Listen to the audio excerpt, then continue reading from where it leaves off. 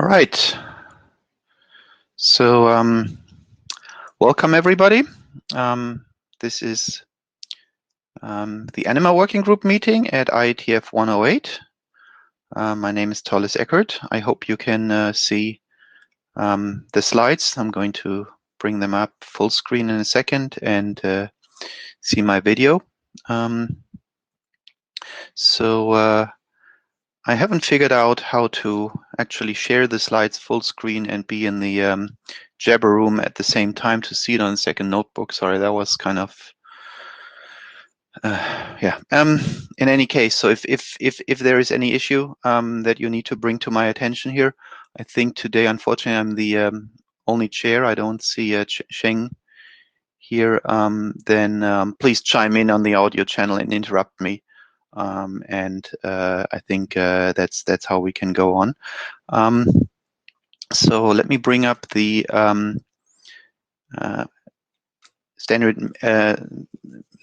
slides. Okay, so reminder of the IETF policies, right? So everything that's being said here is under the IETF laws and everything. So hopefully I don't need to read this all in detail. So there is no need for blue sheets. That should happen automatically through Meet Echo when you are logged in here. We have the Jabber running, so if somebody would care to be the Jabber scribe, can we have people chime in to be minute takers? I'll try to do it myself as well. I think Rob has also suggested, but if there's any more who would be happy to take notes, given how it's the Etherpad code EMD, it should be easy to do that simultaneously from multiple people. Oh, slide here, a bug. So I think we're done with this. So let me go through the list of working group documents. I think the most important one we want to get out is the ACP document 28 on the telechat in August. Update will be given as the first slot in the meeting. So that should then also unlock all the cluster waiting on it with the Bootstrap Grasp prefix model and reference model waiting for it. The Grasp API. So the publication request went out 1 month ago. There was a mess up with the Shepherd write-up, so that's now done. So it's in Rob Wilson's AD review queue, so that should be fairly soon. Then we've got Brewski, Async, and Roll. That was newly adopted after 107. Update will be given this meeting. The constrained voucher. So I'm not sure about the status of that. There is an update since IETF 107, but no slot request. Is there anyone from the authors here and would like to quickly speak up on behalf of that draft? You see just the chat if there's anything here. Okay, probably nobody. So let's move on. Yeah, so the Anima Grasp distribution, there was no update since 107 because there was the goal to integrate the draft Carpenter Anima Grasp Bulk 05, and that's still ongoing, so there is no update for that in this IETF meeting. Then the non-working group documents that we have, we've got the draft Richardson Anima voucher delegation. There was good interest in the working group in this document, and the author said that there should probably be a design team to continue work on that.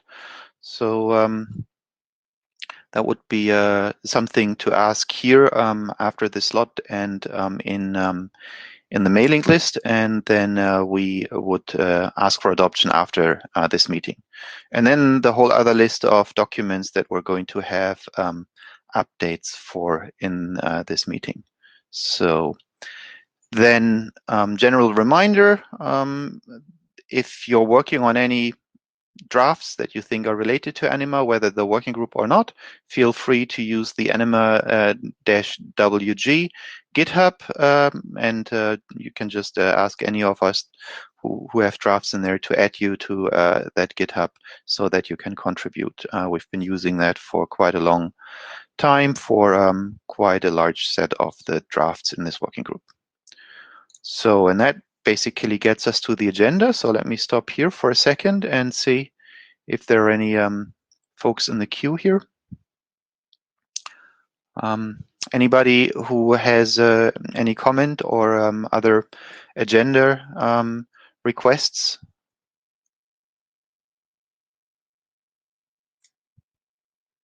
Folks can hear me, hopefully. Very silent room today. Okay, Corona times. So great. Let me bring up the ACP update.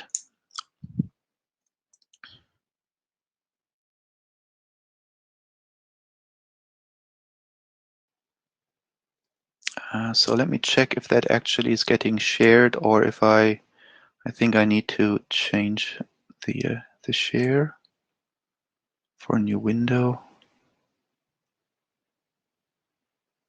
Application window, where is it? No, I can't find it. No. Huh.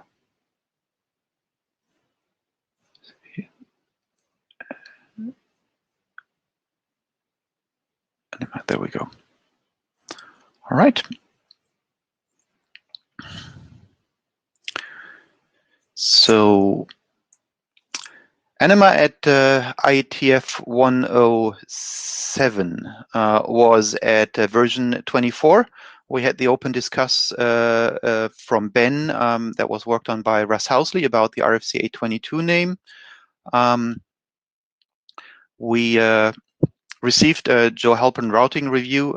So in 25, we first fixed the remaining IPsec fix-ups through discussions on the IPsec ME mailing list. So thanks a lot to Valerie, Paul, Michael, and others. And then also the routing directory review from Joe Halpern. And then 26, 27, the fixes for Russ Housley on behalf of Ben Caddock. And at that point in time, the authors thought all outstanding issues were closed. Eric Winke, as the responsible AD for the document, added a yes to the IESG record, was put on the telechat for July by Barry.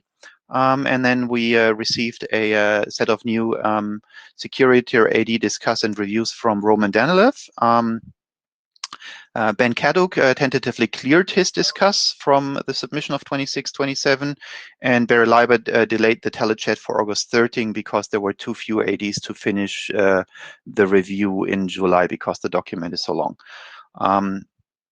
So then I posted in the beginning of the week the fixes for Roman Danilev's review. So the authors think again that all outstanding issues are closed, except another complete typo run with the RFC editor, of course. So just the highlights of the maybe technically interesting to the working group changes and enhancements. So the primary discussion with the IPsec folks was about the diagnostics of making sure that even when an ACP secure channel connection through IPsec is failing because it's, for example, from an ACP node in a different domain, that we are exchanging the trust anchors in both sides. That is possible with IPsec, but not something that people have thought about being usually required. So that was a good discuss, and the text should accordingly reflect this now. Joe Halpern's review. So the meaning of the word data plane in the ACP is in some cases somewhat different than what people would usually expect, because the name came from really how data plane would be used when we have a fully autonomic node where all the control is actually in the ACP and the data plane is really only user data packets. But when we're really talking about a device where the ACP is added incrementally, then all the control plane that is non-autonomic would also be part of what we simply call data plane. So, and given how late we're in the game here, I think it would be too intrusive to try to change that terminology that we had from day one. There were a lot of good review and detailed improvement on the RIPL functionality for the profile for the routing. The whole ACP loopback text was diligently overhauled. I think in February, Eric was somewhat concerned about whether this is a good term, but I hope that with the newer text, it's clear that loopback is actually the logically correct name for these type of interfaces with all the references we provide into the existing IPv6 documentation. And then there is a better text to justify the zone addressing model, which is primarily a description of, I think, a quite important near-term deployment model where you have, let's say, branches in an enterprise use the ACP autonomically, but then you have a core that is non-autonomic like MPLS VPN, and you can set up, manual routing with very few routing entries through the fact that you have the zone model. Version 26, so this is about the RFC 822 name change. So there was for a long time the feedback from Russ via Ben's Discuss why the RFC 822 name is not to the liking, and the review of that dragged on, so the arguments changed over time. So ultimately, and obviously that's something that could have probably been done earlier, we had a phone call, myself with Russ, and I also invited Barry Leiber because it was all about the semantic of how an email address is permitted to be used.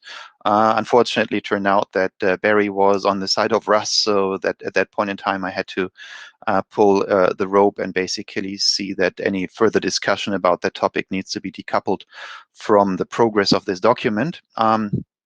And I'll skip about all the disagreements that maintain on this subject. So the proposal from Russ was to use subject alt name, other name, and then a new name type that would require IANA allocation for that new other name type.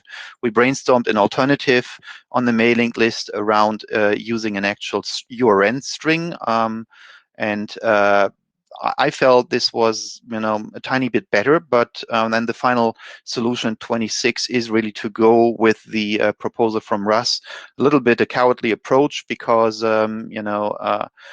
there is pre-existing good examples of other certificate extension having used that approach. So it's not our fault if it doesn't work. But it should also be easy to add a URN equivalent to other places outside of certificates where we want to indicate, such an ACP node name in places where, for example, only URLs are supported. So in 26, the whole ASN code definition for that was tested by Russ and verified. We got the early code point allocation by IANA also done. So I think this is now being coded into the experimental implementations that exist. Where does this leave us with respect to functional changes? So obviously, if you look at the prior ACP versions of the draft that will show the technical benefits of RFC 822 names, I think you can make up your mind comparing that with the benefits of this version listed there. The one new thing that just came up in the review process is that there is this ongoing draft IETF ACME email SMIME, which allows to do get a certificate from a public registrar if with an RFC 822 name. So that option is now not possible with the other name, but then again, that was never a consideration when we started ACP. We're always thinking of a private PKI chain for use with ACP in enterprises, in service providers, so not public PKI. So no loss versus where we started from, but maybe still something to consider as interesting for future extensions. Okay, there were a lot of really good editorial things from Russ Housley's review as well. I was looking through the whole list and figured what was interesting here, and I think maybe a reduction in the complexity of the requirements. Russ was pointing to that, so the must requirements for the key sizes in certificates is just now reduced to the lowest ones that we feel are important: 2048 RSA and the elliptic curve P256. Then the 28 review, final one, discussed from Roman Danilev. Also a lot of good editorial enhancements, so thanks a lot. What's the highlights? So Roman was asking for what happens when we don't have a trusted clock. So there is new text to suggest using untrusted NTP so that you can trust peer certificates to bring up the ACP.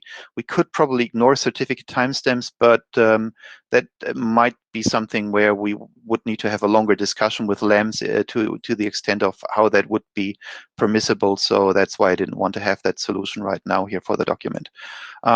We refined the text for attacks against impaired ACP nodes to also make it clear that the ACP does have some pretty good security properties, meaning that you can't simply inject and extract traffic to an impaired ACP node where an attacker has, for example, admin access, because that really requires even having to use some of the non-autonomic options such as ACP Connect, but just the autonomic options themselves are fairly secure even against that. There's a more elaborate about the set of misconfiguration ACP protects against. So that was basically about the interface down command and maintaining ACP reachability across interfaces, and then additional security considerations that are actionable. That was also an interesting feedback in terms of saying the ACP significantly reduces this requirement for operators, right? So that's basically, hopefully, something that's considered to be, after Roman reviews it again, it's useful text.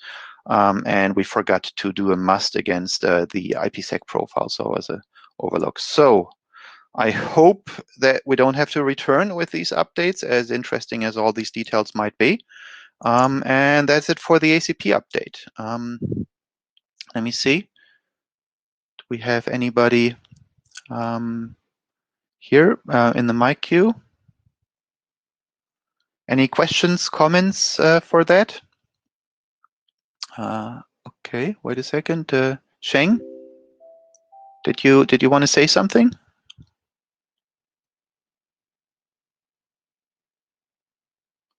Well, it says Sheng has asked to get audio, but yeah, there he is. You should have audio. Please just talk, Sheng. Okay. Do you hear me? Yep. Okay. So I'm slightly has the process issue. What would be happen, because we seem to have enough. No, we don't have enough AD giving their opinions. But we had that before. I mean, we had that number of the opinions from previous ADs before. What happened for now? Because I say it, there is only one discuss. What happened when after we address that one discuss, then we don't have enough current AD to give the opinions. Probably best for Eric to answer. Yeah, I was about to say something in the same vein. So thank you, Sheng, for prompting the questions. So I'm Eric Vink. I am the responsibility for this draft because the Ops AD had to basically pass the ball to somebody else, as he was previously an author of this document. Basically, first, thank you, Turles, for addressing all the comments. Thank you for all the reviewers. Thank you, Sheng, as well, for asking for the early allocation. Now, we have put it back on the ISG evaluation in mid-August, to 13 or something like that, August. It means at that point of time, people will review it and change the evaluation. So for 13th of August, you will see much more, hopefully no more discuss, much more comment, maybe one abstain or whatever. But I am quite confident this time that it will go through. So don't be surprised that if the discuss is still there, it will only be clear when the discuss owner had time to review it. And as you can guess, I mean, AD this week are fully busy. So don't expect any move before mid next week, I would say. Hope it helps.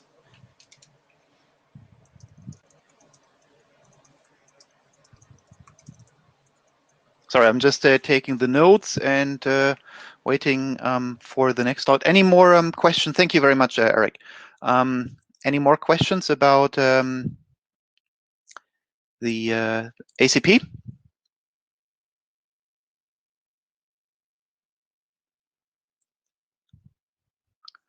Okay, so then let's see. Laurent, can you come up to the mic?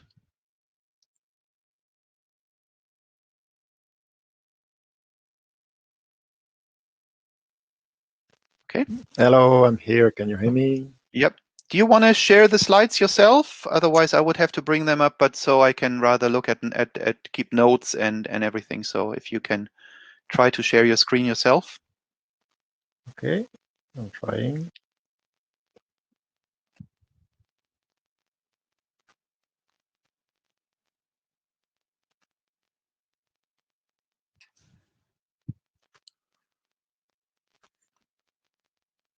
Wow, that's nice. Can you see what I'm sharing? I'm sharing Yep. Slides. It's okay? Yeah, so this should be fairly quick. So this is an update on the draft guidelines for autonomic service agents, together with other authors, Brian, Sheng, and Pierre. And so we issued very recently version 9. Essentially, this is a keep alive version with very minor updates, a few extra words on authorization of ASA, and some editorial fixes handled by Brian. And this was on purpose because we already presented this work in previous meetings, and we have no further technical work to progress on this one. And this is why we give very quick status and request for this work in ANIMA. We believe the document is quite stable for some time. I mean, we had several revisions, so now we are at version 9, which is just a keep alive. So most of the technical element that we wanted to provide in the document have been here for some time. We had some revisions, we have some discussion among the authors, but also with the working group, which we made improvements. This document is informational. It's just some guidelines about how to approach the design and implementation of ASAs, and we believe this could be useful for the ANIMA ecosystem. We have already presented this work multiple times in the ANIMA meetings, but also discussed it on the mailing list. Recently, we got only limited feedback on what to do next. We raised the question a couple of times. I don't think we had any opposition in continuing on this work. Also, for further developments, we believe this work is important for ANIMA and can be linked also to use cases and different applications of ANIMA technologies. So if we have additional documents detailing the different autonomic functions and autonomic service agents, these documents could prove useful to indicate guidelines and different patterns how to develop these ASAs. Especially with different contexts of use, different design, implementation, and deployment consideration linked to the different use cases. So that's why we believe it will be good to progress this document in the working group, to have it adopted as a working group document, so that when we also address, as said, other use cases and application, as we see also, for instance, new use of GRASP and different use cases, this could serve as a baseline reference. So our main purpose of this presentation and call today is this working group document adoption. And that's it for this presentation. As I say, very simple, and we don't have so much update to discuss. Right. Thank you very much, Laura. What amount of review have you received in terms of people having read the document and commented on it? Honestly, I cannot remember because it was some time ago that we made the latest large updates. I think it was in not Singapore, but the meeting before, where we had this discussion on the ANIMA ASA ecosystem.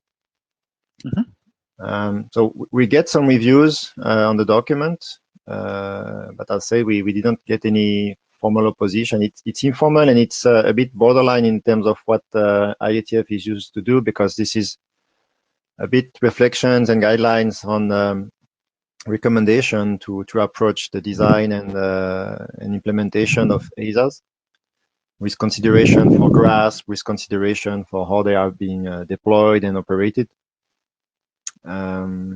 We surely could benefit from a bit of update reviews if we have this call for working group document adoption. I think if a couple of participants will be willing to read the latest version and give us feedback, this could give us good indication is at least the technical content is accurate and relevant, and show maybe some some line in terms of either is support or no support for pursuing this work further.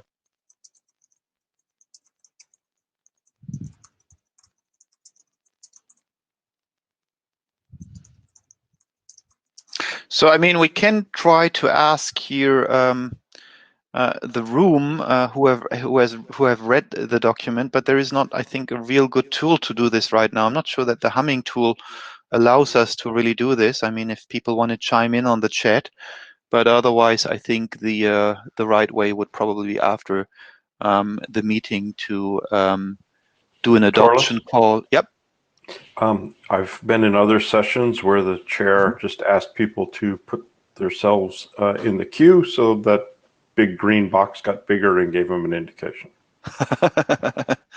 Okay, yeah, sure. We can try that now. So for anybody who has read the document, if you can simply try to put yourself in the queue, just click on the raise hand. Okay. And now why? Oh, here, there we go. Okay, I can't even raise my hand, so that's 2. Okay. Let me take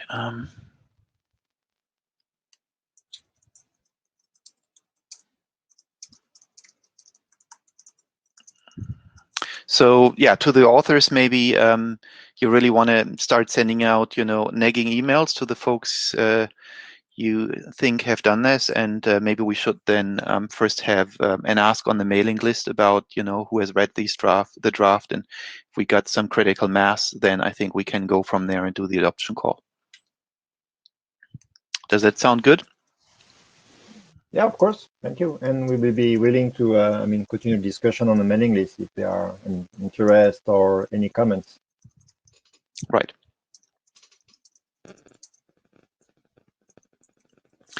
Right. Okay. Felix, Yep. I would like to say something. With my both chairhead and also co-author head, I believe this document is useful for how we may extend the ANIMA and also the toolkit we give for all those grasp, Bretsky and ACP to the up layer applications to use those tools, ANIMA tools. So this would lower the band for them to use ANIMA, and giving us an informational document, I could think that's already reach the limit, reach the bar to adopt by the working group, and yes, you'll have the right procedure to asking the in the mailing list to move this forward. Okay. Yeah. Cool. Thank you. By the way, just for ourselves, there is at the bottom of the notes there is the action items for the chairs, just so that we don't forget again to do adoption calls. Like I think it happened once or twice in the past. So trying to get better organized. Laurent, just a last question: is this something where you think that actual prototyping work by researchers is something that would help, or is this more like something that is at a more abstract layer? No, I think the guidelines we provide are quite, pragmatic. It's not too conceptual. So yes, clearly there could be a link with some implementation or proof of concept that could reinforce or be presented along this this document. So yeah, that could be also a direction to follow. Okay, cool. So if there are no more questions and the queue is empty, so let's move on to slot number 4. I think it's going to be Steven. Can you step to the mic? Let's see. Stefan, sorry, I'm always right. And again, I would appreciate if you can share your own slides. Yep, being requested and being granted.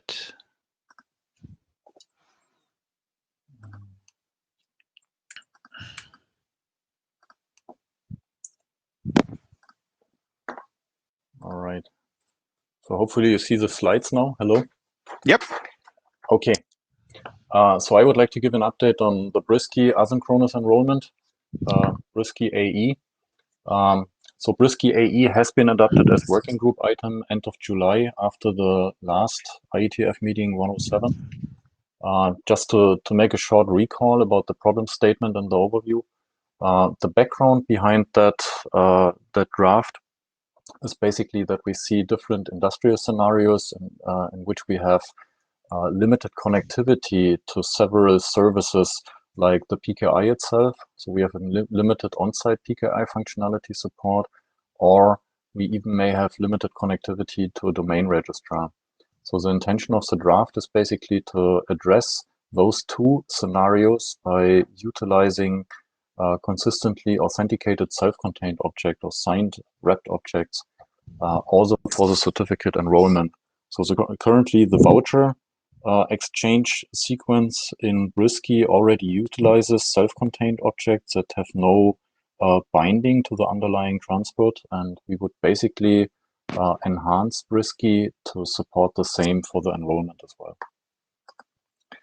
So based on the last version that was presented during the last IETF meeting 107, that was version 03, and the adoption as working group item, we did some further enhancement of the draft, which I would like to explain or go through with the next couple of slides. So first of all, from a functionality point of view, we have an inclusion of different discovery options in the draft now for the enrollment endpoints that are offered by the domain registrar. So that was something which was already announced or remarked in section 513 in the 03 version of the individual draft. And now we moved it out of that specific use case because the discovery option seems to be more important and also seems to be applicable to the use case too. So I have some slides for that afterwards to basically discuss the approach for the discovery of those enrollment endpoints. Then there were some missing details in the description of the call flow for the second use case. So the second use case introduces a pledge agent that basically provides the connectivity during the onboarding phase between the pledge and the domain registrar. And the intention is to keep the interface between the pledge agent and the domain registrar as it is defined right now for the interface for the pledge to the domain registrar as much as possible. So we basically aligned better with the Brisky draft and also included the distribution of CA certificates as optional message in there. So there is some more explanatory text in the draft regarding that. Then we updated the CMP example, which was provided in section 6, as one example for utilizing alternative enrollment protocols that support the feature of self-contained objects or of authenticated self-contained objects to use a lightweight CMP instead of CMP. I also have a slide regarding that afterwards. And then there were several editorial changes to improve the structure and readability of the document. We received several comments also during the adoption call regarding structure and shortening certain text. and that was already included in the updated version that was provided as draft 0, as IETF draft 0. So so more details regarding the changes in the draft. So as said, we have added the discovery support here, and the intention is to support different enrollment endpoints at the domain registrar, and therefore it is necessary to allow the pledge to pick the appropriate one, so to provide the information to the pledge to pick the appropriate one.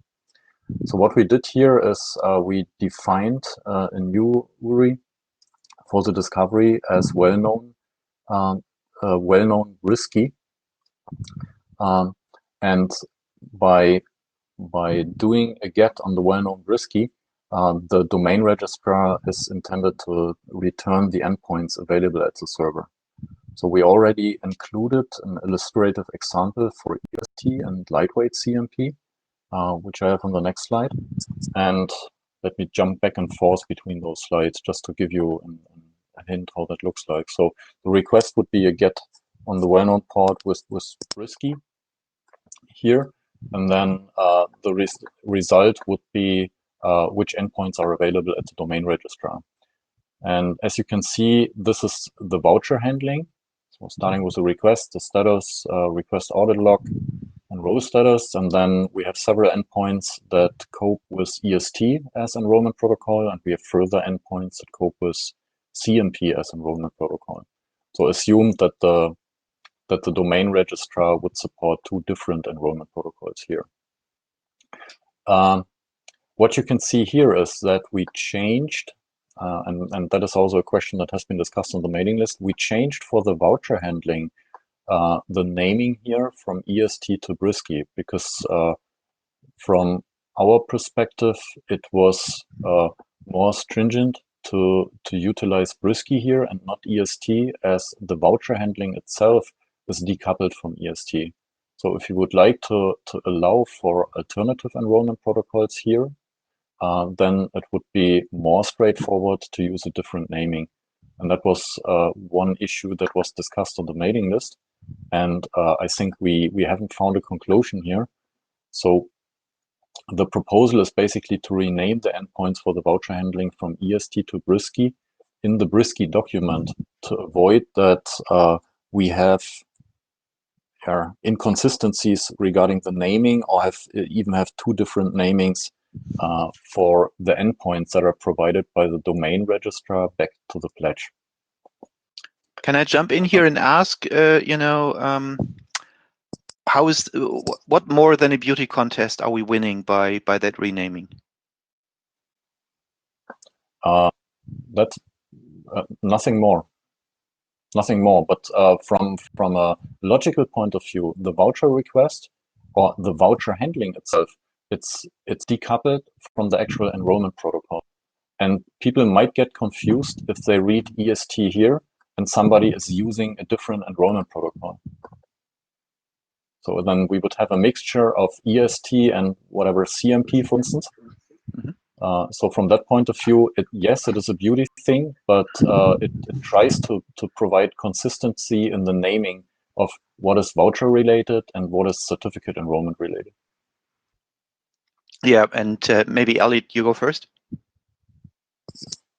Let's see here. Good afternoon, good morning, good evening to everyone. Twirless, I like the new COVID look you're sporting. So congratulations on everybody surviving this thus far. I was going to add, I think, first of all, there's let us first take note that the discovery mechanism that Stefan has put forward, I think, is something that is sorely needed. The fact is that, regrettably, I should say, there's not a single way to do these enrollment functions. And personally, I would like there to be, but given that there isn't, if a client is able to figure out quickly whether or not it can be supported or whether it can answer with one of the supported mechanisms, I think this is very useful. The second thing is that regarding what the endpoints are for Brewski, there's one aspect that I think deserves a little bit of programmatic thought, which is how these functions might be routed on the server implementation. There are a couple of things to think about. The first of which, and there may not be a right answer here, right? The first of which is we could separate out Brewski endpoints, right, such that if you're offering them, you can route them to the Brewski process. On the other hand, on some implementations, it may be more complex, in fact, to answer to more than one root endpoint. And so there might be some added complications there. I'm not offering a particular major concern about this, other than that as we begin to progress this draft a little bit further, we need to do a little bit more prototyping across maybe a couple different implementations to make sure, for instance, that in a libcurl implementation or in a Python implementation or in a Ruby implementation, that the right things could happen one way or the other. I know in Python this probably shouldn't be a problem if you're using something like Flask or a Flask-like mechanism, but with more of it will very much depend on some of the architecture around the implementation too. So that's the only comment. I think there's a little bit more work to be done here. Whether or not we actually want to add aliases or rename or other things like that, I think what we said on the mailing list, and Stefan, please correct me if I'm wrong, and you too, Torlis, is that making a late change like this to actually change names probably isn't appropriate, given that there really are some implementations hanging around out there. And if we did so, we'd have to leave aliases or indicate some new endpoints that just indicate the old functionality or some such. Anyway, thanks very much. Thank you, Elliot. So my suggestion would be to see if we can simply extract, after having experience with way too large, way too long running big documents, how about really the option to writing a small document that will update Brewski with just these name changes, and that future things goes under /Brewski when it extends Brewski, and make that a small update to Brewski, that will basically push out after we have a Brewski RFC. I mean, that would be my proposal, and I think we can take that to the list. Opinions, Stefan? Yeah, would be fine for me as well. So that's then rather related to a timing issue instead of including it right now, because it's already in the editor. Yeah, okay. Yeah, that's basically that. Because I mean, we wouldn't want to make this document an update to Brewski because it's kind of an independent document itself, and there will be, I think, other documents that are extending Brewski for whom we also want to apply the update with these prefixes. Okay, thanks. And if you can hurry up a little bit, we're already starting to have to think about timing. Okay. So then there was further details regarding the changes. So we provided missing details for the description of the call flow of the pledge agent use case. I stated that already. Also the updated CMP example and some editorial changes, which basically relate to the structure of the document and reworking and shortening some text to be more crisp in the description. So regarding the discussion itself, so I take from that it would be good to have the discovery part as part of this document, but not include the renaming of EST of the endpoint names. From EST to Brewski, have this one as a separate document that updates Brewski. One open issue I have regarding the discovery of enrollment options, or if we rely on something like which was proposed in the example in the document, well-known Brewski, or if we go with something like proposed for co-op, like well-known and then core question mark, and the resource type would be Brewski. This is something we don't need to decide right now. That's more related to the discovery itself then. Right. There is a second question regarding the second use case. for the pledge agent authentication and authorization. So right now we intend to require no specific device credentials on the pledge agent itself to authenticate towards the domain registrar. The reason for that is to allow arbitrary devices to be used as a pledge agent. And we rely on the fact that there is a signature wrapped object that's being exchanged between the pledge and the domain registrar via the pledge agent. So the point we see here is that the pledge agent may have an additional operating user authentication towards the domain registrar, which can be used for authentication and also for authorization if onboarding is allowed with that specific pledge agent. So this is something we should also discuss on the list. So I numbered that here so we can easily reference to that on the list. Not quite sure if there is an immediate answer for that, but I would post that question to the list then. Right.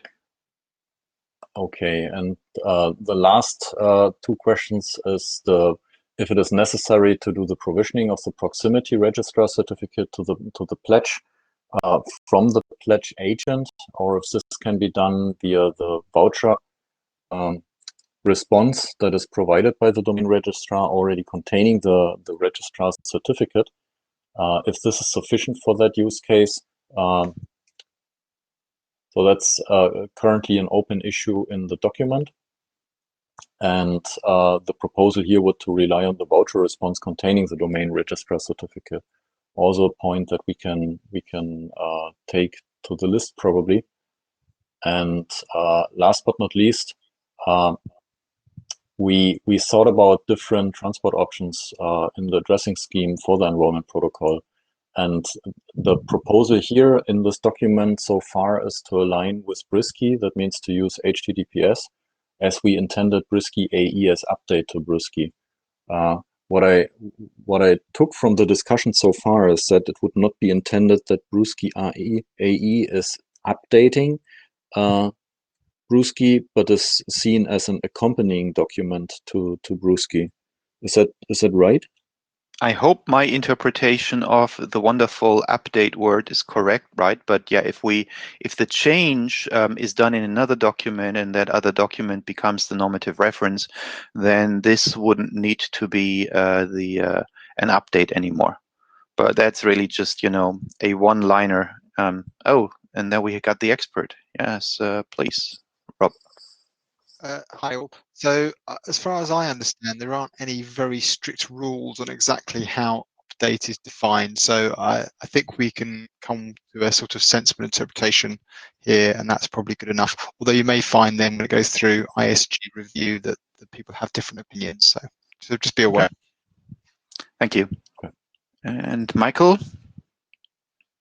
I think that the most of this document would fall under the subcategory of extends, and the discussion we had earlier about the endpoints would fall under the amends, right? And that's the distinction.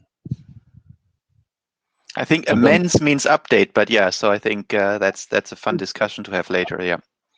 Amends mean fixes a problem, but extends means that it leverages extension points and goes further. Yeah. No, right? But I think the question is, what exactly does update mean? Because that's the we only don't know. We don't know the answer to that question, and nobody knows that, and not even the IESG. So there you go.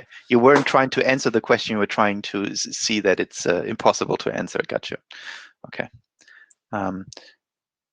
Okay. So based on that, I would wait till Brisky appears as an RFC, and then provide a document for updating Brisky for the renaming of the voucher request handling endpoints. I think that stuff can already be written right now as a draft, right? So I think there is no need to sequentialize the working. I think there's just a sequentialization of shoving these things to IESG. Okay. So does this need to be an individual submission, or should that already be? That would then become an update to the standard. So that would be a one-pager standard document. So that's yeah, but if I submit that to the working group, we'll need to adopt it. Sure. Yeah. Okay. Okay. That shouldn't be an issue. All right. So next steps would be further refinement of the approach, addressing of the open issues stated throughout the document, and yeah, we are currently implementing a proof of concept regarding the use case 2 with the pledge agent. Okay. Okay. Thank you very much. And also just wanted to give kudos that you're one of the, unfortunately, not that many drafts in our working group that has a real changelog. So it's actually easy to also, what you said, to get that from the document. So meant as an encouragement to other authors that might be listening. All right. If there are no more questions here, let's move to the next slot. Michael, do you want to step forward? Brusky Cloud.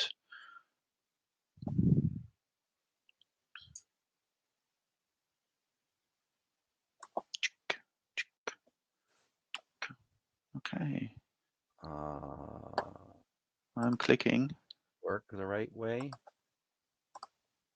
Huh. Maybe I need to be in the queue. No, it just says something like all the slots for the requested media are already taken. So we have a problem to. No, you need for to the stop presenting. Yeah. Yeah. Okay. A new screen has been shared. Yes, There we I go. want to share my screen. There we go. Brusky Cloud. You can see it. You can hear me, and you can see me, and you can see my document, right? Yes? Hello? Yes. Okay. All right. So this is an update to Owen, Rifat, and my document on the Anima Brusky Cloud. Click. There we go.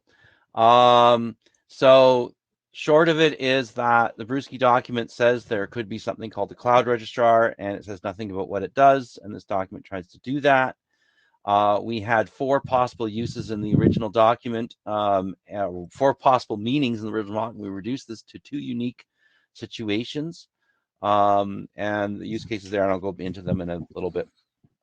So the basic concept is that you have a pledge, and it would like to do something with the cloud, and so it has something built in, some anchor there. Typically, this pledge somehow gets on the internet through magic. Probably because it has a cable and it gets plugged into a network, and the network has something like IPv6 RAs or DHCP v4, but it still needs to join the rest of the secure part. So this is primarily not about devices that need to do something to get on the network first. If you need to do that Wi-Fi kind of thing, then you may be into the space of Brusky Teep or something else. Things that we did figure out is a bunch of things that I crossed out that we're not going to do, and I'll go into that processes.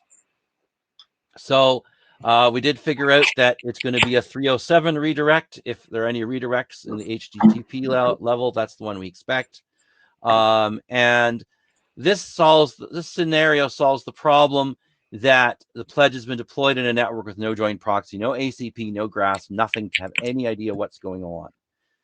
So for instance, your employer gives you a VoIP phone for pandemic, tells you take it home, plug it in, but it's actually still in the box. They haven't touched it at all. It's done nothing, whatever, or it was drop shipped to you from the supplier. So when it turns on and it discovers that there's no local resources to help it, as a fallback, it calls home. It calls the cloud registrar, and it says something to that device, to the registrar, and says, hey, here's a voucher request. And in that voucher request, of course, it's signed. It has an IDEV ID and a bunch of identifying information. And the cloud registrar says, oh, yes, I remember this device. I sold it to Torless.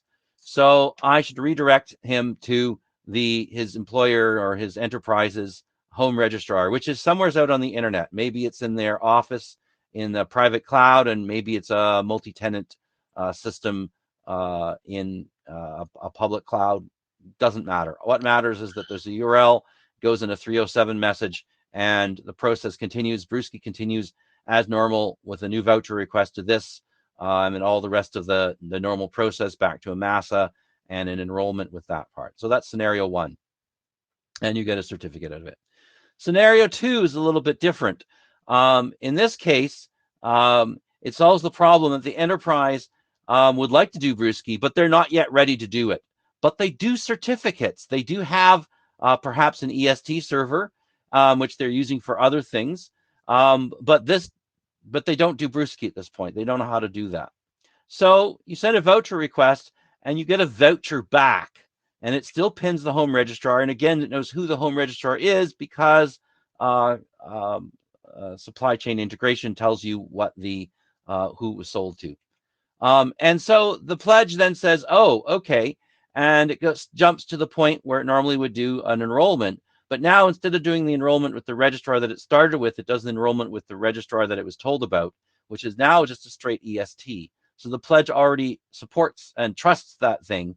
And the home registrar, well, it trusts it because it's got, it knows which devices it purchased, or it just supports everything from a particular manufacturer.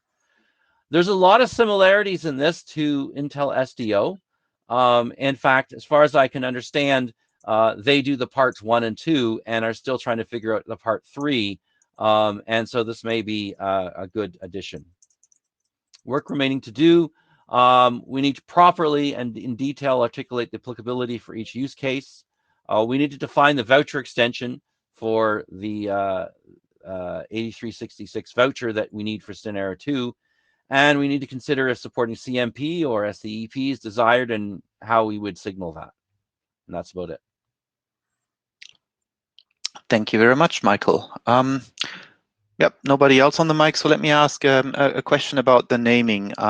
Would it be fair to say that the first registrar is something like a manufacturer registrar?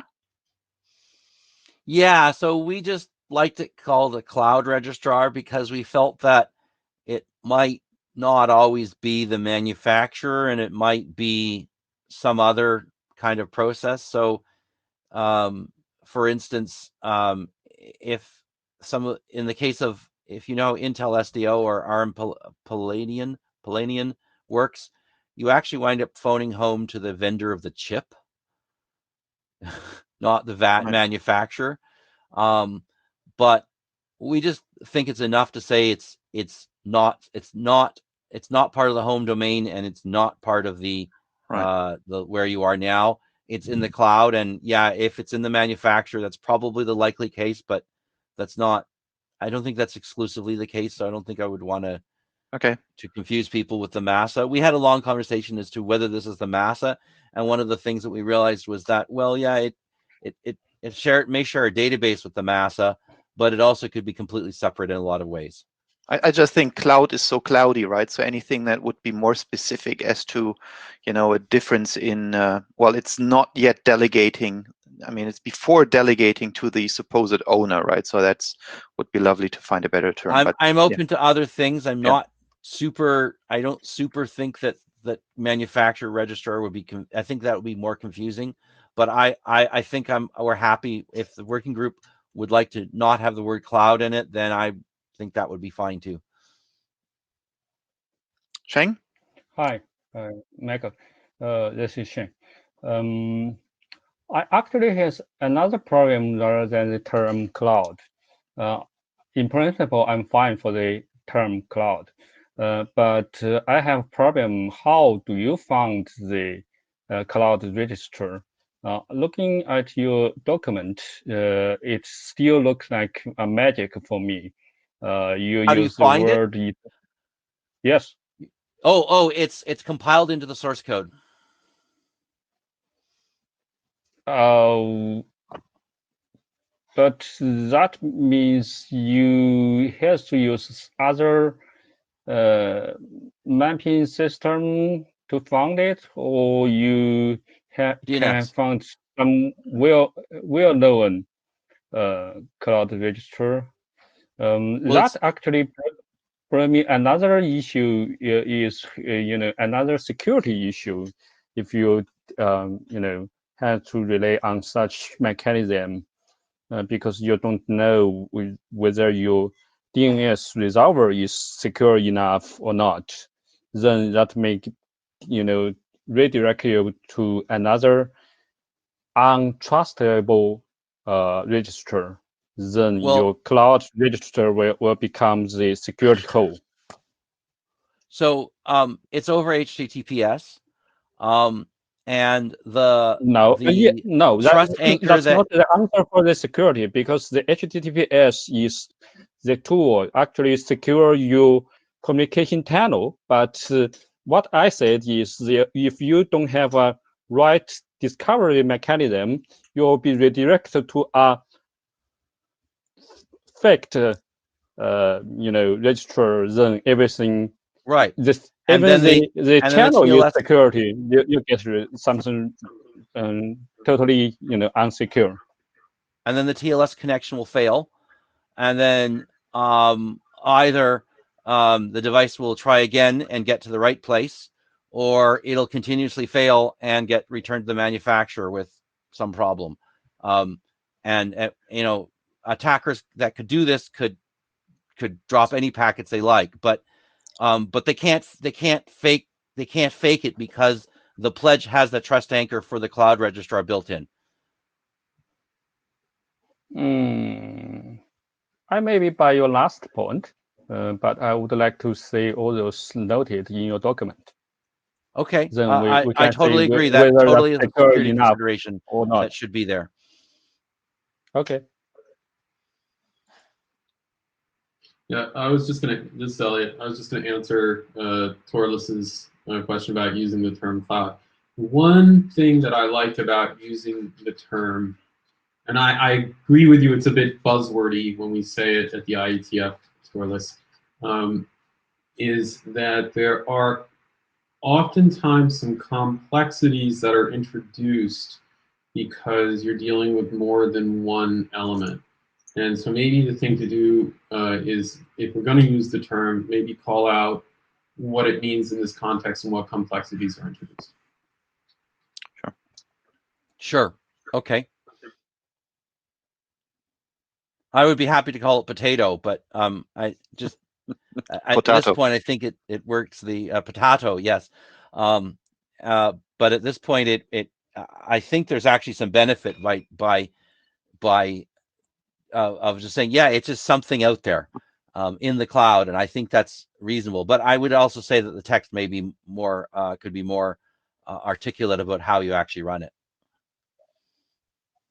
Hi, Michael. I just realized I should have switched on the video as well. I just found the knob for that.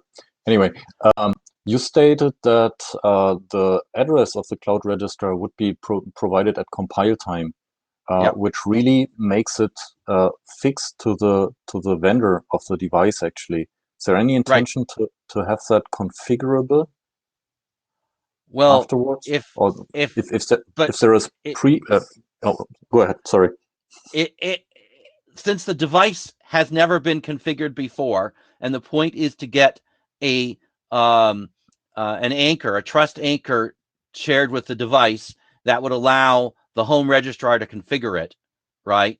Mm-hmm. So we have to start with somewhere. So once the device has been configured once, if for instance, you then want to change something like that, well, that's fine.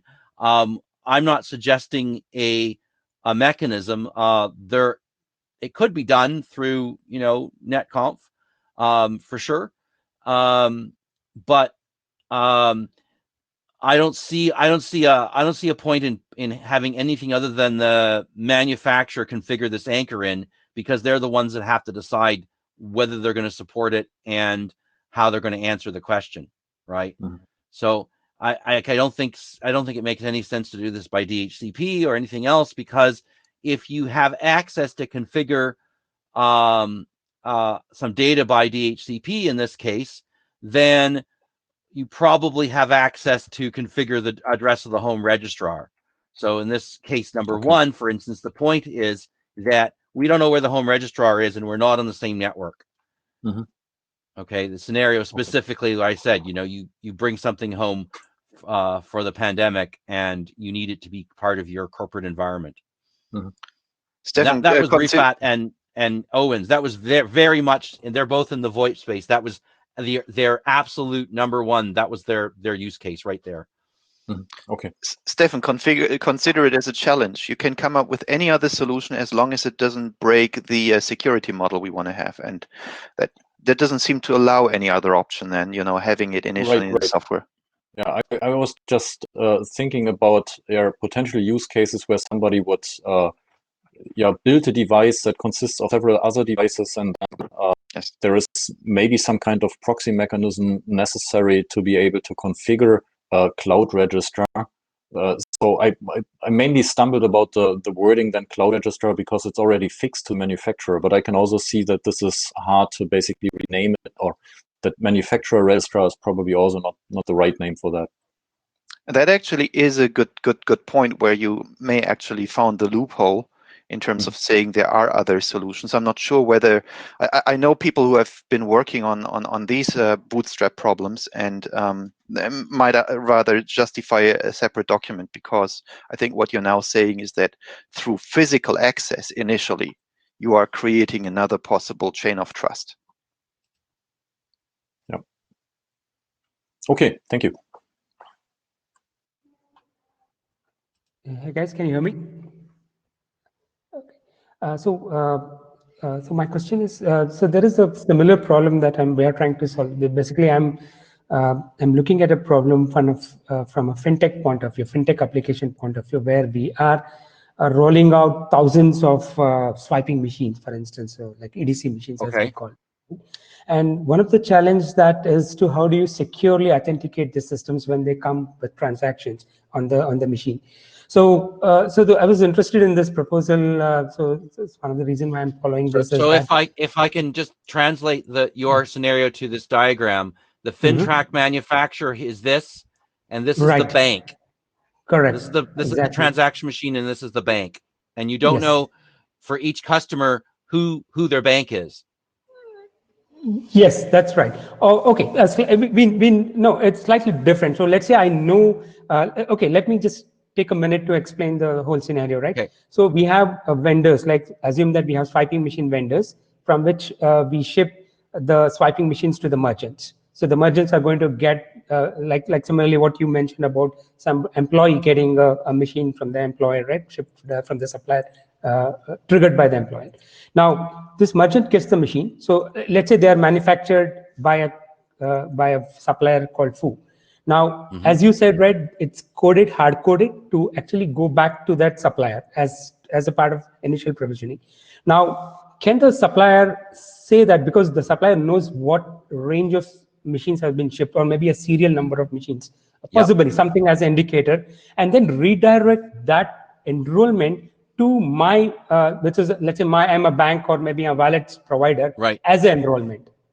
Yes, that's exactly the point. The point is that the supplier has a record of which devices they sold to which enterprise, and therefore is able to redirect intelligently based upon this. And this initial, I got to move the mouse in the right window. This initial voucher request here, it's a signed object. It contains the serial number of the pledge. It's signed by the pledge's private key. And so the registrar is very confident that it actually, the cloud registrar is very confident that it is receiving a request from a legitimate place. One of the problems that we often have with VoIP telephony is that often it's done with an unauthenticated HTTP, or sometimes DHCP, TFTP to get their configuration. And then the problem is that you wind up providing the SIP credentials in the clear effectively to anyone who asks. Right. This has been a great source of fraud. So they really want to know that it's the legitimate phone before they redirect it. Understood. Okay. So yeah, I'll be more interested to have this conversation maybe offline with you and Elliot. And I think you're fitting exactly into this flow. Yeah. Yeah. Okay. Yeah. So because what we hear from the supplier is that everybody, as you mentioned the term cloud, right? So everybody have that store, and they call it as store. And they say, okay, you come to my store, get your image or your patches, and similarly, this could be a certificate, could be one more addition to their artifacts. I mean, I'm just thinking around that. Thank you so much. Okay. So it's already 10 past. All the remaining slots are yours. Just, try to finish a few minutes before the end and split up the time as you like. Okay, thank you. All right, so let's push the right button again here. I have them all lined up. Did I do it right? No, I just hit yes. Document, I want to sorry. do this. Russ, you have a comment? What's the next step? Oh yeah, what's the next step? Does the working group want to adopt it? That's the next step. Okay. That was the last slide, which I'm no longer showing.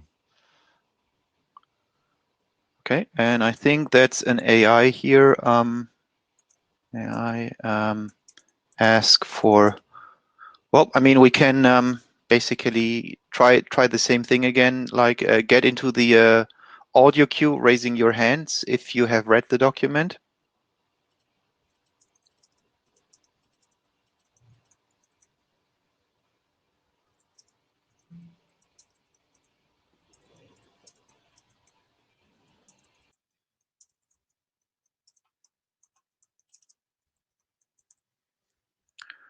Right. Okay, that looks lovely. That looks like me needing to scroll even. Okay.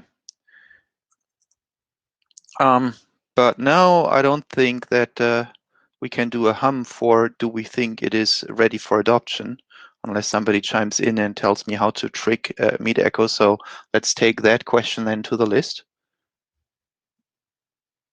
Yeah, so you're going to post a question. Yep. Question. Mm-hmm. Yeah. Okay, so that's great. I'd love to have an adoption call for that document. Okay, so I'm going to talk about 3 other documents, and those they're listed there. So I talked about this an hour ago at Sec Dispatch, some of those details, but with a different point of view. So obviously we have these 2 documents. Everyone knows about them. They're in various states of being done. Last fall, I wrote a document on operational considerations for the registrar, and it includes, suggestions on different things, prescriptive suggestions on how to run the appropriate CA for appropriate sized enterprise. And I wrote a document on that's supposed to be prescriptive on how the vendor operates its CA for doing its IDEV ID work, and how it deals with maintaining the need to sign the vouchers over time. After a fair bit of feedback, particularly in the PKI side of things, I decided it made sense to split the document up, partly because it has applicability far beyond ANIMA, but also because it was turning out to be hard to do. So the greenish color document there, the IDEV consideration. So I've just brought that to. Okay, okay, sir, you are not sharing slides. No? Nope.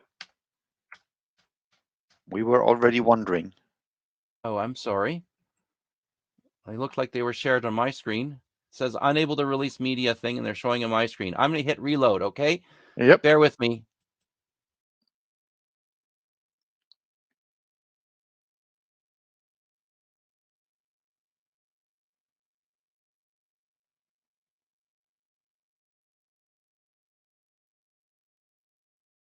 Video, screen sharing.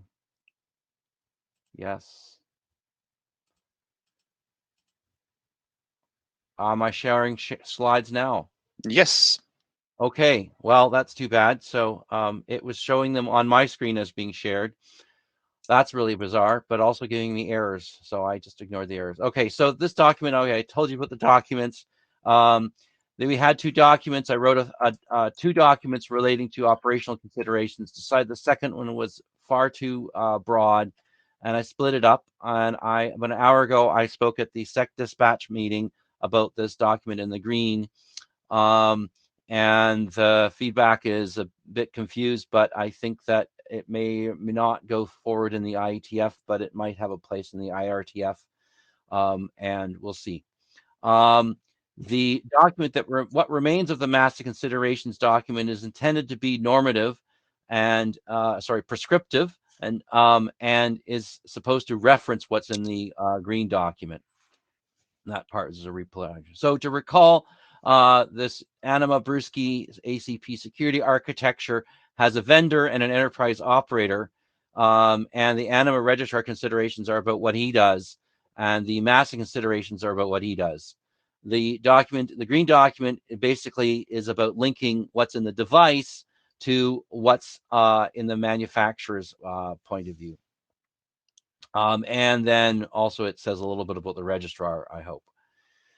So I presented that SEC dispatch a few minutes ago. As I said, the operational, so this is about the operational considerations for the registrar. So primarily it centers around this diagram, and it goes into some detail as to thoughts as to how to build the various pieces and how to do them at the right scale for the right size of enterprise. It's not normative in the sense that you don't have to implement it the way that's suggested, but this is a suggestion on how certain things could work. Are you including development into operation? I don't understand that word. Well, you said implement. So yeah, are we talking also about software engineering aspects here? I'm not talking about how you engineer the software. I'm talking about the architecture of what you engineer and some thinking about, for instance, why you might want to, at a certain scale, put it all in one platform, and some of the advantages or disadvantages of that. But when you scale it, for instance, in such that you need to have multiple VMs or multiple platforms answering, for instance, the pledge interface, then you have to deal with the question of, well, how do I deal with my database? And do I, for instance, want the same platform that listens to new, potentially malicious devices to also be the platform that talks to the massa? Okay, or do you want to put that through a database? And if you do, there's some asynchronous and synchronous considerations that apply. And so that's part of it. And then there's other parts, like, for instance, how do you do the grasp and how do you bootstrap the whole thing?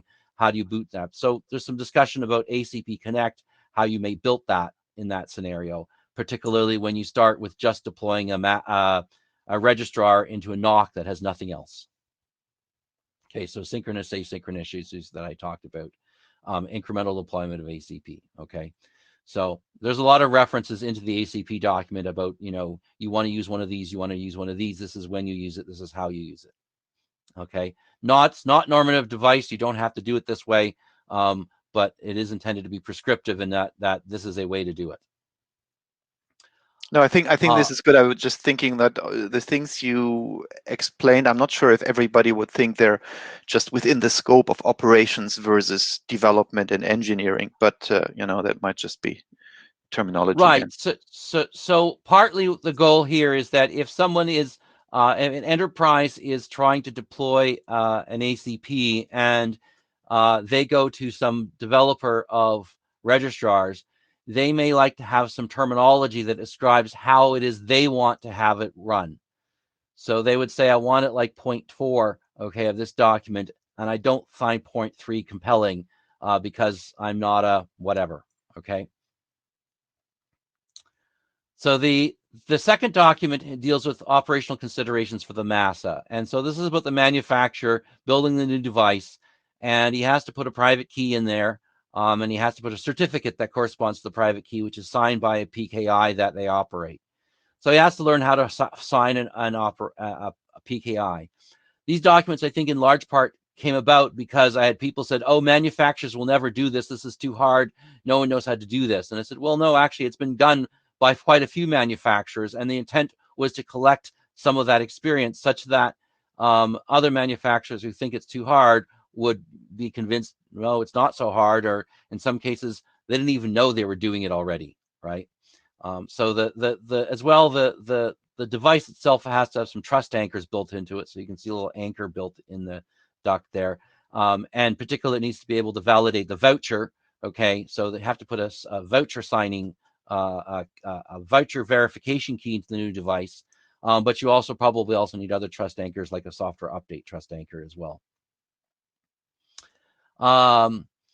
And all of this, the voucher side of things also applies to RFC 8572, which is the secure zero touch protocol that from NetConf, which uses the same voucher protocol. So this is common between Brewski and SCTP. So as I said, they have to install trust anchors, a public key into the device.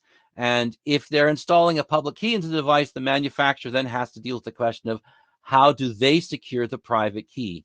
Initially, I was thinking about, well, the voucher signing key, they have to keep that, because if they lose that or disclose it, then the security of all the devices has been compromised, or possibly they need to recall them all to replace the trust anchor.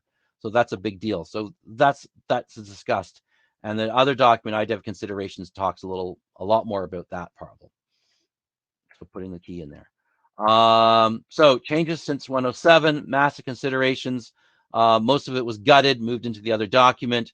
There's been a slight change of authors, and it needs to be rewritten to leverage the IDEV ID considerations document if that document will go forward, because it needs to simply say do it like this, or do it like this, or do it like this for appropriate things. Registrar considerations, I use the word certificate authority, which turns out to be wrong. Change of authors, there hasn't been a lot other comments about it. Not since IETF 107 anyway. I think we had a fair bit of discussion about the documents in the December to March timeframe.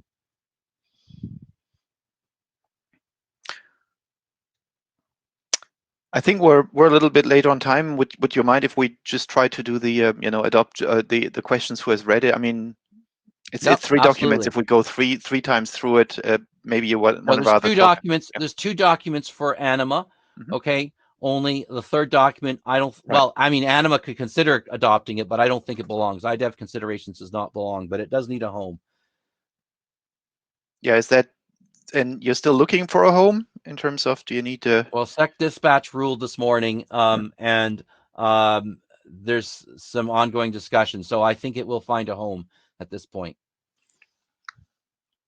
Okay. Yeah, I mean, if you want to take the time, maybe we can ask again who has. Well, shall we do it separately? Read the first draft, the registrar considerations. If you can step to the mic line.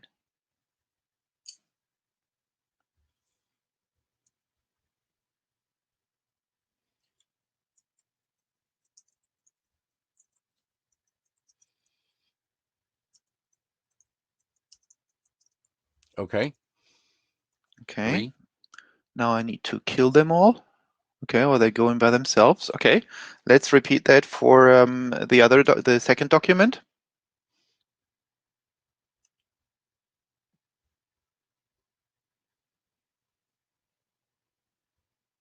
Okay, same folks. Same okay. 3. Yep. Well, for all the rest, please check it out, and let's take the discussion to the list. And yeah, and I'll also put it on my to-do list.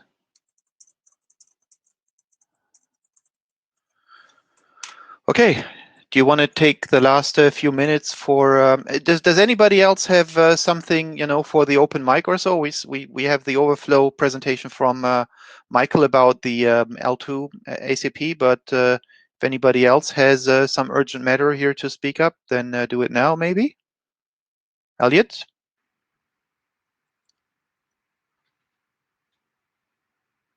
You're on? Nope, we can't hear you. Nope, Elliot, now your mic is dead. Okay. Again, it's still dead? Yet now it's alive again. You're too far away. Maybe. Sorry about that. Hey, so I just had one point I wanted to raise that I see as being something that people should be thinking about with all of this, which is something that came up in the last call for Brewski. I do think it's worth giving a bit more consideration to how ownership transfer happens over time. That's something that we have some words in the Brewski document that sort of hedge on that point, but I think it's an area where it's worth more exploration, whether that's in a research forum or this forum, I don't know, but it's an area that I think needs a little bit more coverage. That's all I wanted to add. Thanks. Yep. Gaps are always good. Text to try to address them is even better. We didn't bring the delegated voucher document back here because I was assured by the chairs that they would have an adoption call on it without further time. And I think that within that document is some of the discussion about transfer of ownership, because I think that fundamentally, if you can resell something, then you probably did own it in the first place.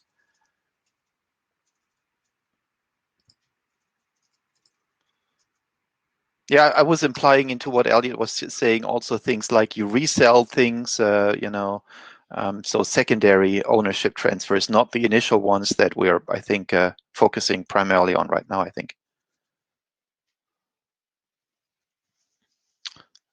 I just wanted to make a comment on a sort of different subject, what I can is, Warren and I are thinking about setting up an Ops IoT working group under Ops area, and that would probably focus mainly on maybe moving the mud work there and potentially also onboarding. So this is something that probably will send an email out and try and get feedback as to whether people think that's a good idea or not. But I just wanted to raise that potentially in the context of some of the discussions about where some of this work could belong. Thank you. Yeah, I'd love to see the definition of what IoT then is, right? Well, so our plan was to leave it as you know what it is if you see it. So we weren't going to try and define exactly what IoT is, but I think that probably we could have a sensible idea of what that means. All right, Torres, Okay. do you want me to go ahead with this last bit?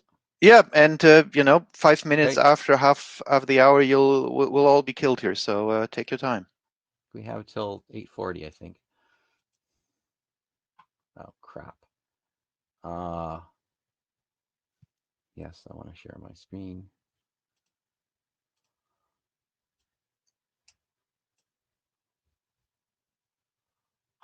I don't know why the title says that. That's really bizarre.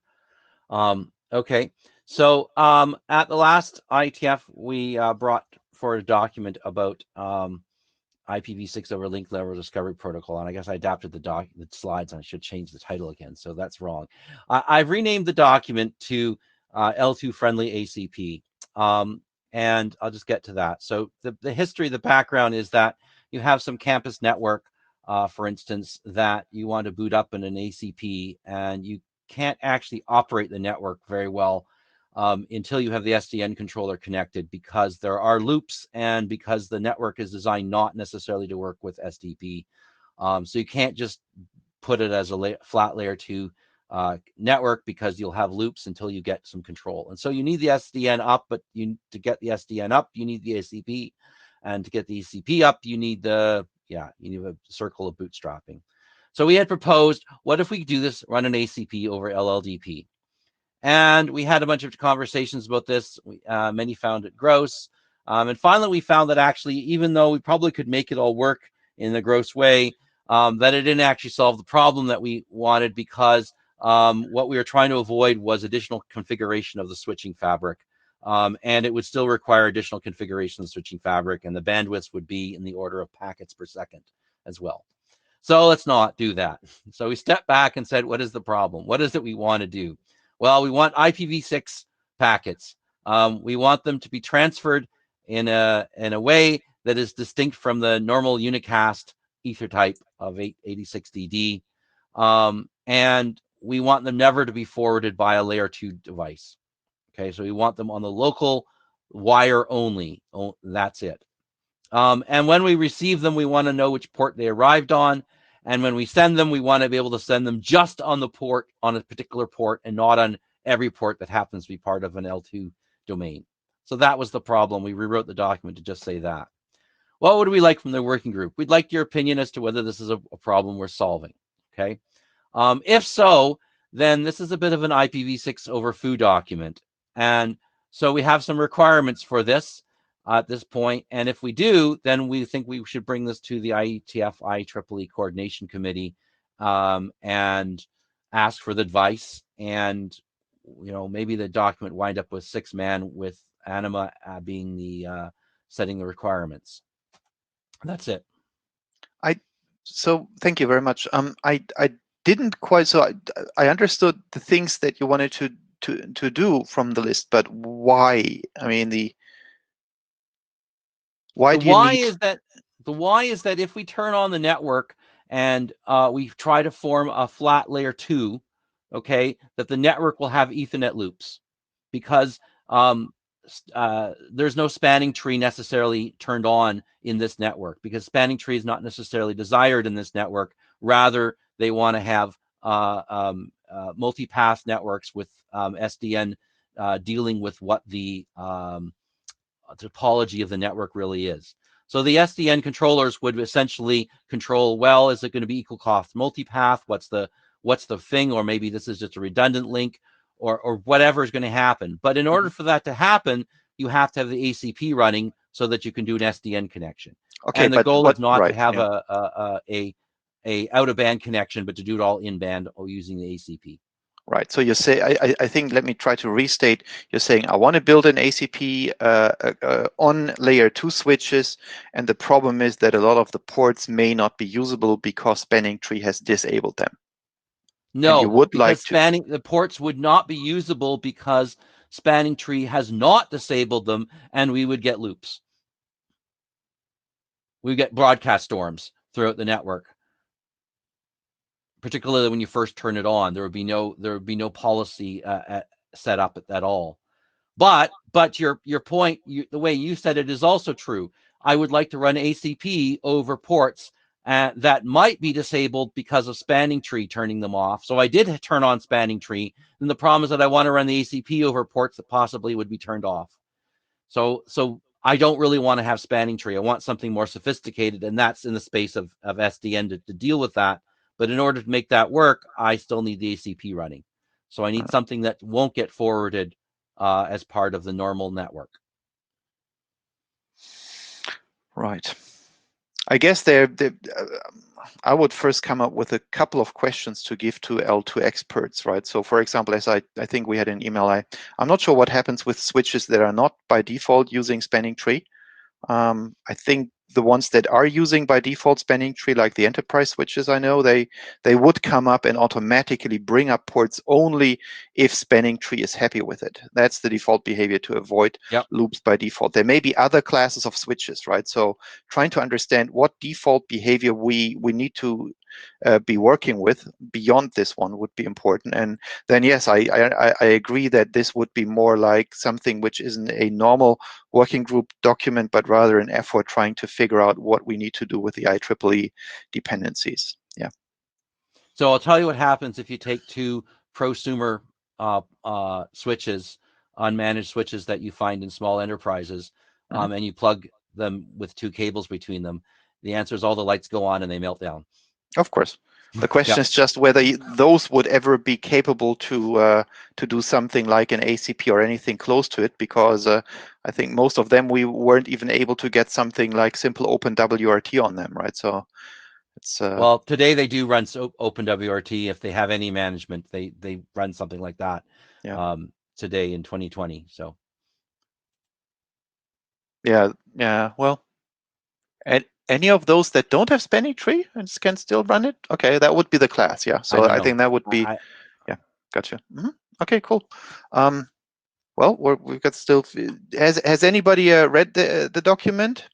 Or Russ, I think, has a question. Sure, go ahead. Hi, Michael. There's a conversation already going on in the IETF IEEE 802 coordination space regarding LLDP version 2. Okay. Because the IEEE 802.1 is working on some updates to that. So the timing may be really good to get your requirements heard. So I suggest you formulate your question. And I'll be glad to facilitate the discussion. Yep. Okay. Thank you.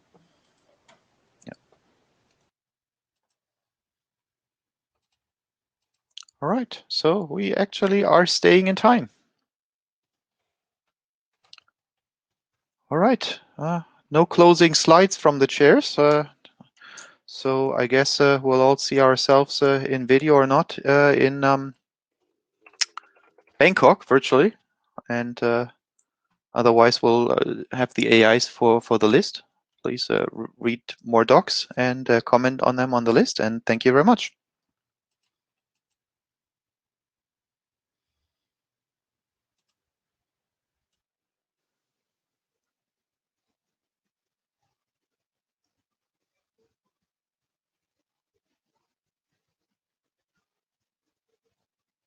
Are still there, Terence? Yep.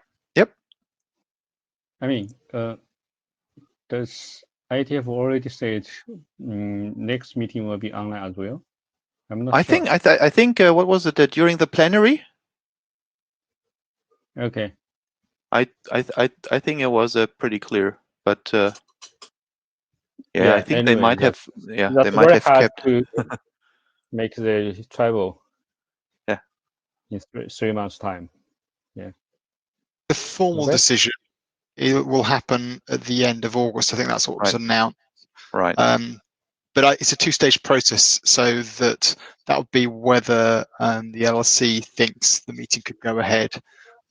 Even with that, I think the ISG would also have to evaluate whether they thought there'd be enough attendees to make an in-person meeting viable. So there was also probably an indication given in that plenary that it seemed to me that it was more likely to be an online meeting than an in-person meeting.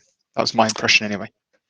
Hey Rob, thank you very much for the minutes. That's as good minutes as I've ever seen. So you're hired. Sorry if you need to give up that other job. So thanks, no problems. So what was boss, what was the sorry? Robert is our boss. Yeah. Hi, this is Andre Bondi. Mm-hmm. I'm a performance specialist. So I've been looking at these call flows with interest. I'm wondering if any consideration is given to the amount of time spent in each of the stages and how much can be parallelized and so on. Is that a consideration when you're putting these things together? I haven't really heard much mentioned about that in any of the meetings. No, and I think the only place where I think you might want to chime in is to Michael's operational consideration, where he was mentioning parallelization, right? So, and I've also seen these cloud native type of deployments with highly parallelization, where you need to look at throughput and latency and so on. So maybe you want to look at those operational consideration documents or directly contact Michael or take it to the list. That was what was Michael's last name? Richardson.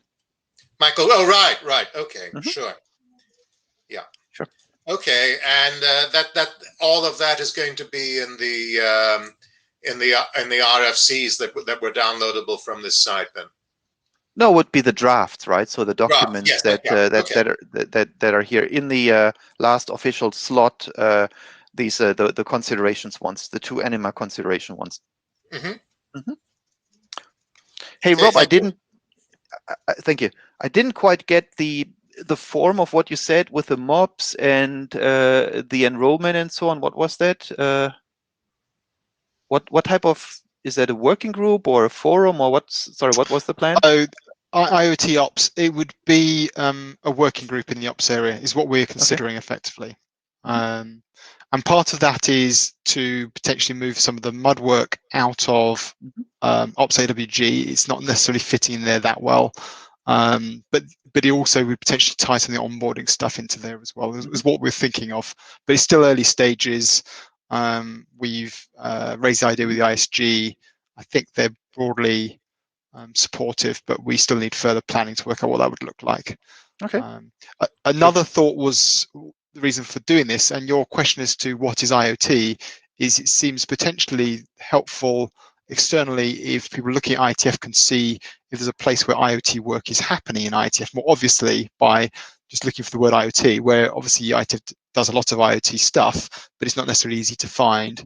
Having something that's named might be a good point where people could come, and if so, that one of the parts of that working group might be to redirect people to elsewhere, to help. Yeah. So that was the thought. I had some discussion with that when with Ignas in before you joined. Yeah, the ISG. Okay. All right. All right. Thanks for sharing. Thank you. Let's see how we get out of here. Yeah, Terence, where are you actually? I'm in Germany now.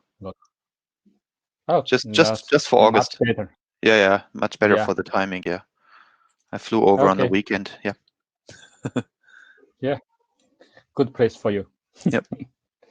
Good timing also. Yeah. See ya. See you.